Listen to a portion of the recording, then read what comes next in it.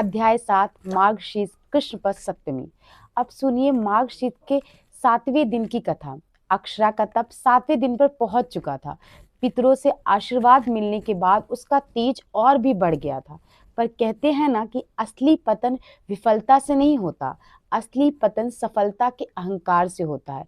अक्षरा के 7 दिन के तप में उसमें वाक सिद्धि जागने लगी थी, यानी वह जो बोलती वह सत्य होने लगा था। एक दिन उसने देखा एक सूखा पेड़ है। उसने यूं ही कह दिया, अरे यह पेड़ तो हरा भरा होना चाहिए। और देखते ही देखते वह सूखा पेड़ हरा भरा हो गया। यह चमत्कार देखकर अक्षरा चकित रह गई और उसके मन में एक छोटा सा भाव जागा। मैं साधारण स्त्री नहीं हूँ, मुझ में शक्तियां आ गई हैं। बस यही अहंकार का पहला बीज था। वह यह भूल गई थी कि यह शक्ति तप की है, उसकी नहीं है। उसे अपने भूल का आभास तब हुआ जब उसे राजा नहुस की कथा याद आई। राजा नहुस ने इतने पुण्य किए थे कि उन्हें इंद्र का सिंहासन मिल गया था, पर वह स्वर्ग के राजा बन गए थे। पर जैसे ही शक्ति आई, अहंकार आ गया।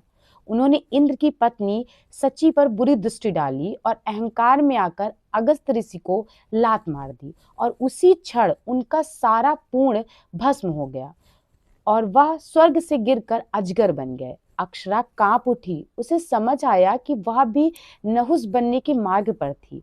उसे बुध ग्रह की भी याद आई। बुध ग्रह जो चंद्र और तारा के पुत्र हैं, वो ज्ञान और बुद्धि के दाता हैं, पर अहंकार के नहीं।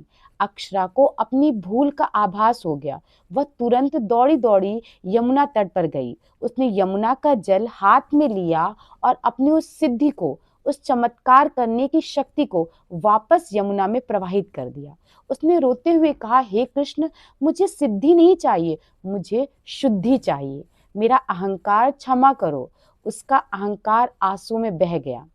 अक्षरा ने अहंकार को तो जीत लिया, पर कल गोपाष्टमी है। कल वृंदावन का एक ग्वाल बाल जो स्वयं श्री कृष्ण का ही रूप है, उसकी परीक्षा लेने आ रहा है।